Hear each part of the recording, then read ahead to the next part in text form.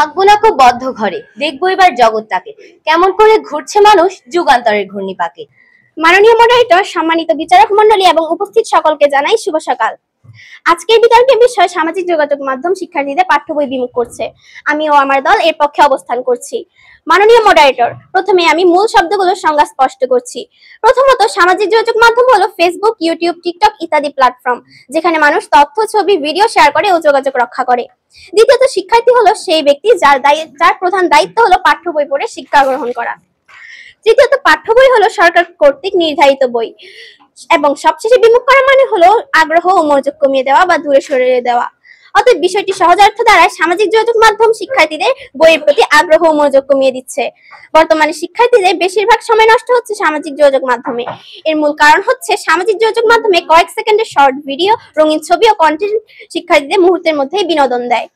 অন্যদিকে পাঠ্য বই পড়তে ধৈর্য লাগে, সময় লাগে। এই কারণেই শিক্ষার্থীরা বইয়ের বদলে ফোন বেছে নিচ্ছে ও বই থেকে দূরে সরে যাচ্ছে।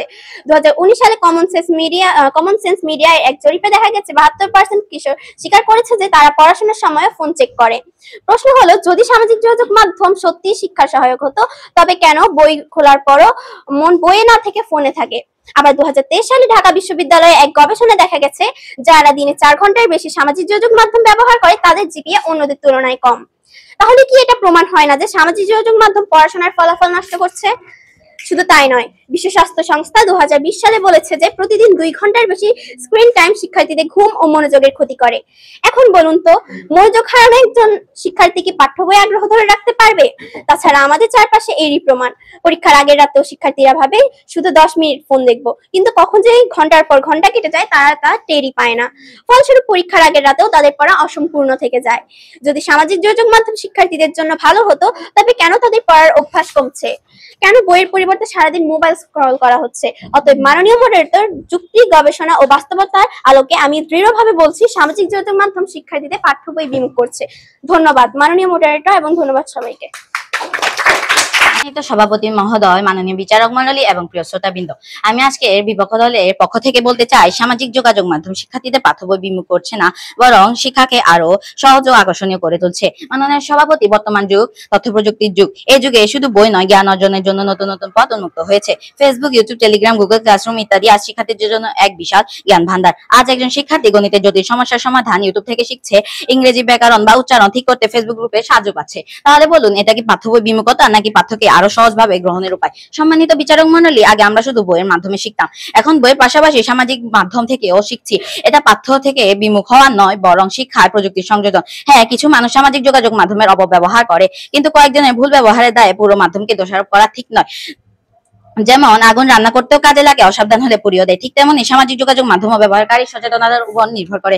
সম্মানিত বিচারক মণ্ডলী, আমরা যদি ইতিহাসে ফিরে তাকাই, তবে দেখব প্রযুক্তির প্রতিটি পরিবর্তন শুরুতে সমালোচিত হলেও শেষে মানব কল্যাণের হাতিয়ার হয়েছে। আজকের শিক্ষার্থী বইয়ের পাশাপাশি অনলাইন প্ল্যাটফর্মে জ্ঞান অর্জন করছে, এটাই আধুনিকতার প্রতীক, বিমুখতা নয়। শেষে এটাই বলবো, সামাজিক যোগাযোগ মাধ্যম শিক্ষার্থীদের পাঠ্য বই বিমুখ করছে না, বরং তৈরি করছে আধুনিক, তথ্য নির্ভর এবং দক্ষ শিক্ষার্থী হিসেবে। থাকবো না কো বদ্ধ ঘরে, দেখবো এবার জগৎটাকে কেমন করে ঘুরছে মানুষ যুগান্তরের ঘূর্ণিপাকে। এই লাইনগুলোতে কবি বোঝাতে চেয়েছেন, মানুষ যেন নিজেকে সীমাবদ্ধ না রাখে, সে যেন চারিপাশের জগৎ, জ্ঞানের আলো, প্রকৃতির সৌন্দর্য সবকিছু জানতে চায়, বুঝতে চায়। কিন্তু আজকের বাস্তবতায় আমরা তার উল্টো দিকেই যাচ্ছি। সামাজিক যোগাযোগ মাধ্যমের বদ্ধ ঘরে নিজেদের আটকে ফেলেছি। নিজেদের বইয়ের পাতার সেই জগৎ, যেখানে ছিল শেখার আনন্দ আর জ্ঞানের আলো, আজ তা হারিয়ে যাচ্ছে ফোনের পর্দার আলোয়। মাননীয় মডারেটর, সম্মানিত বিচারক মণ্ডলী ও উপস্থিত শ্রোতাবৃন্দ, আমি পক্ষ দলের দ্বিতীয় বক্তা। আমাদের প্রথম বক্তা দেখিয়েছেন সামাজিক যোগাযোগ মাধ্যম কিভাবে শিক্ষার্থীদের বই থেকে দূরে সরিয়ে দিচ্ছে। এবার আমি দেখাবো এর মাধ্যমে কিভাবে শিক্ষার্থীদের মানসিকতা, সময় ব্যবস্থাপনা ও জ্ঞান অর্জনের অভ্যাস ধ্বংস করছে। প্রথমত, সময় ব্যবস্থাপনা নষ্ট। একজন শিক্ষার্থী যদি দিনে 24 ঘন্টার মধ্যে 5-6 ঘন্টা ফোনে কাটায়, তবে বই পড়বে কখন? 2021 সালের স্ট্যাটিস্টিক্সের এক জরিপ বলছে, কিশোররা প্রতিদিন গড়ে 3 ঘন্টা 45 মিনিট সামাজিক মাধ্যমে কাটায়। সেই সময় যদি বই পড়ার ব্যয় হতো, তবে একজন শিক্ষার্থী মাসে একটি বই শেষ করতে পারত। প্রশ্ন হলো, বই পড়ার সময় কোথায় যাচ্ছে? ফোনেই যাচ্ছে। দ্বিতীয়ত, জ্ঞান অর্জনের অভ্যাস ধ্বংস। পাঠ্য বই পড়তে ধৈর্য লাগে, গভীরভাবে বুঝতে হয়, কিন্তু সামাজিক মাধ্যমে অভ্যাস তৈরি হচ্ছে ছোট ছোট ক্লিপ, ছোট ছোট পোস্ট দেখে এগিয়ে যাওয়ার। ফলে শিক্ষার্থীরা দীর্ঘ সময় ধরে মনোযোগ ধরে রাখতে পারছে না।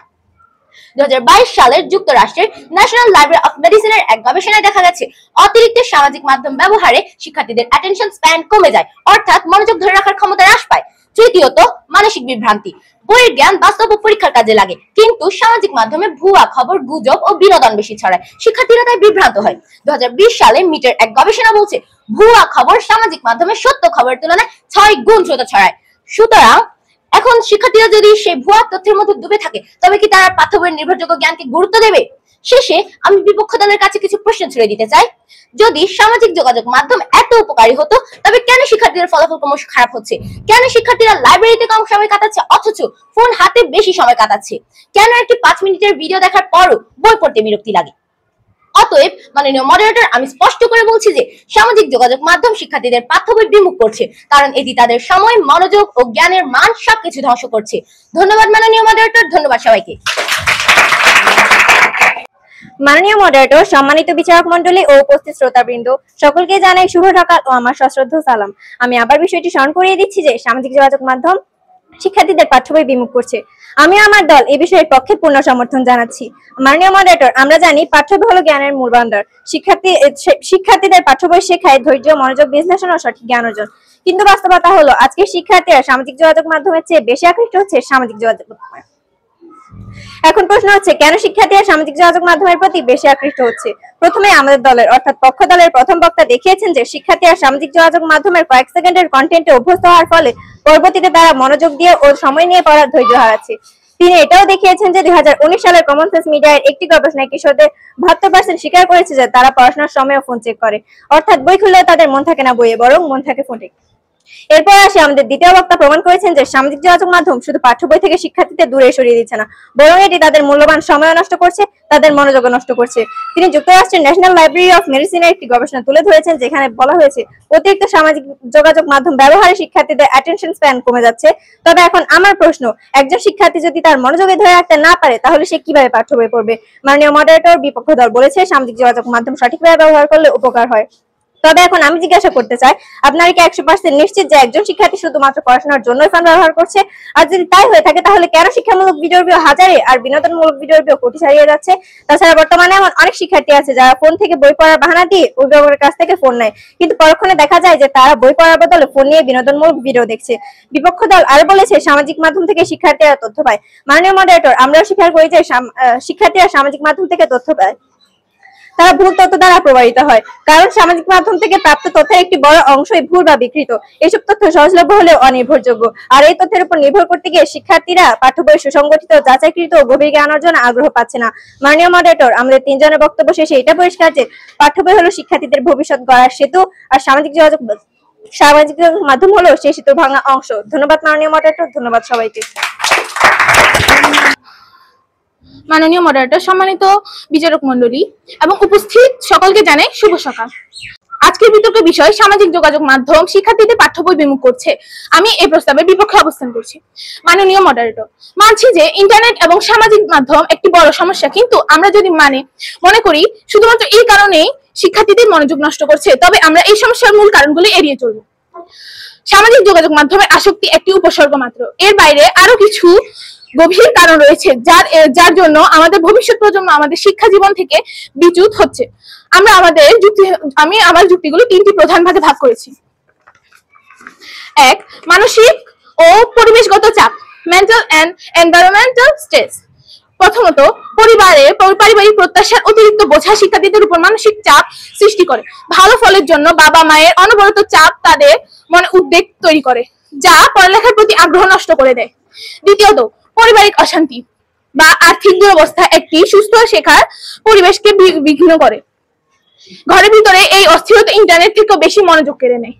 তৃতীয়ত, মানসিক স্বাস্থ্য সমস্যা যেমন বিষণ্ণতা বা মনোযোগ ঘাটতি, যা ইন্টারনেটের বাইরেও থাকতে পারে, শিক্ষার্থীদের মনোযোগকে ছিন্ন ভিন্ন করে দেয়। ত্রুটিপূর্ণ শিক্ষা ব্যবস্থা, ফেলো এডুকেশনাল সিস্টেম। আমাদের শিক্ষা ব্যবস্থায় একঘেয়েমি এবং পরীক্ষা কেন্দ্রিকতা অনেক শিক্ষার্থীদের কাছে পড়ালেখাকে নিরস বা অর্থহীন প্রবল করে। কেবল মুখস্থ করে ভালো ফল করার প্রবণতা তৈরি হওয়ার তারা প্রকৃত জ্ঞান অর্জন থেকে দূরে সরে যায়। শারীরিক ও ব্যক্তিগত কারণ, ফিজিক্যাল এন্ড পার্সোনাল ফ্যাক্টরস। এছাড়াও অপর্যাপ্ত ঘুম, পুষ্টির অভাব বা দীর্ঘস্থায়ী শারীরিক সুস্থতা সরাসরি মস্তিষ্কের কার্যকারিতাকে প্রভাবিত করে এবং মনোযোগ নষ্ট করে। এই কারণগুলো ইন্টারনেট থেকেও বেশি মৌলিক। মডারেটর মহোদয়, আমাদের মনে রাখতে হবে কেবল ইন্টারনেট বন্ধ করে দিলেই সমাধান হয়ে যাবে না সমস্যা। আমাদের পারিবারিক শিক্ষা ব্যবস্থা এবং সমাজের দৃষ্টিগত ভঙ্গিতে পরিবর্তন আনা জরুরি। ইন্টারনেট এর চেয়েও বড় যে কারণগুলো শিক্ষার্থীদের পড়ালেখা থেকে বাধাগ্রস্ত করছে সেগুলোর দিকে মনোযোগ দিলেই কেবল আমরা একটি সুস্থ শিক্ষা ব্যবস্থা গড়ে তুলতে পারবো।